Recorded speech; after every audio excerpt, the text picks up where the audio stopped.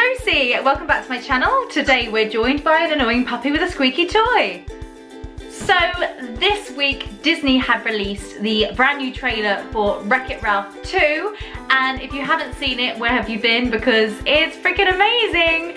But I wanted to talk about it today in a little bit more detail because, as you all know, if you follow my channel, I'm a huge fan of Disney, especially Disney princesses, and yes, there is a Disney princess scene in the new Wreck-It Ralph trailer. This is a cartoon characters. First of all, it's super exciting to see all the Disney princesses reimagined in a 3D kind of digital form, and I personally think they look super cute. Now, I've seen quite a few arguments online with people thinking they look too modern and they're not capturing the traditional fairy tales, but I personally think they're absolutely adorable. So let me know what you think of the new reimagined princesses in the comment box down below, because I'd love to hear. I will say the only princess I think they didn't get quite right was Snow White, because I think she should be a little bit paler in the face and the skin, because obviously we all know the fairy tale is with skin as white as snow,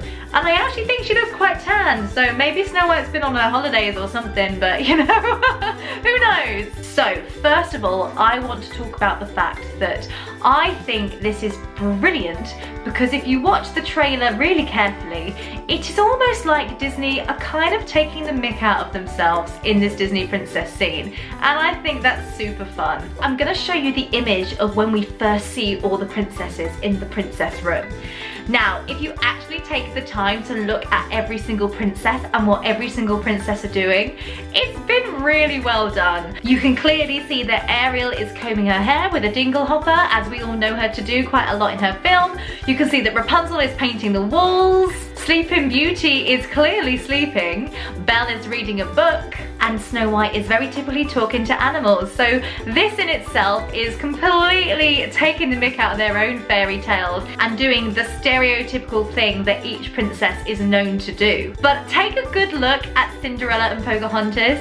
You'll see right now that Cinderella actually takes a leaf out of Pocahontas' hair, and I just think that's a really, really cool comic touch. Throughout this whole scene, actually, in general, if you look really carefully, there's quite a lot of comedic references that you may miss that are happening really carefully in the background. I also think it's absolutely hilarious that every time Pocahontas is on the screen, her hair is waving in the wind, and obviously we all know that she sings Colours of the Wind, and in that song in the Disney film, which is iconically standing on the mountain and all her hair's going, and I just think that's a really funny touch. What kind of a princess are you? The other reason I think this scene is great is because there's actually quite a big debate on whether some of these characters are actually Disney princesses.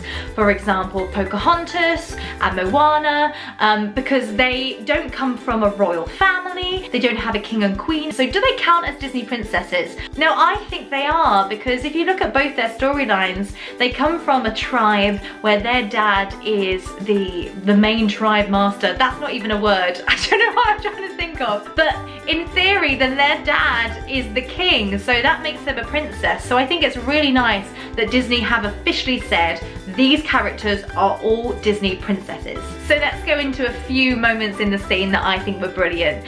I love at the beginning that Cinderella grabs the glass slipper and breaks it almost as if she's having a bottle fight in a bar and she's just smashed open a bottle.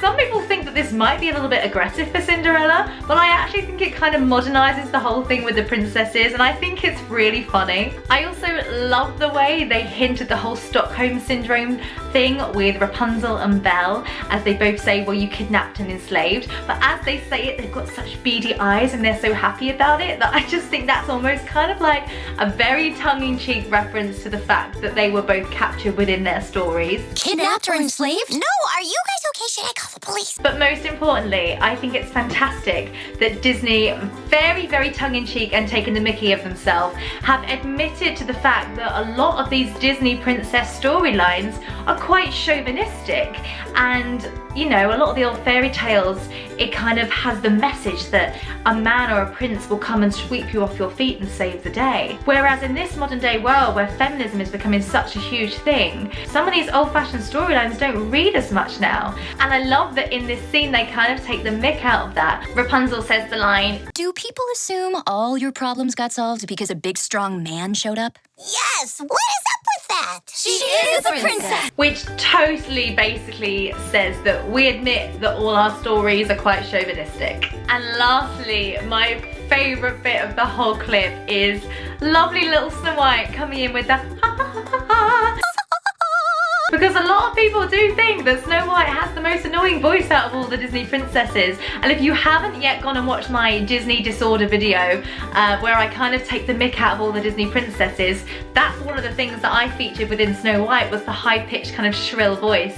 So I love that Disney have taken the mickey out of their own original Princess Snow White. And if you watch Merida's and Rapunzel's face really closely, especially Merida's, you'll see she has this look of pure disgust, and I just think that's absolutely brilliant. Anyway, I'm not going to carry on talking about it much longer, even though I could all day, because I thought the whole thing was fantastic. But I am very, very much looking forward to seeing the whole film. I think it's going to be super fun, and I can't wait to see it. Let me know what you thought of the trailer in the comments below, and if you're also looking forward to watching the film.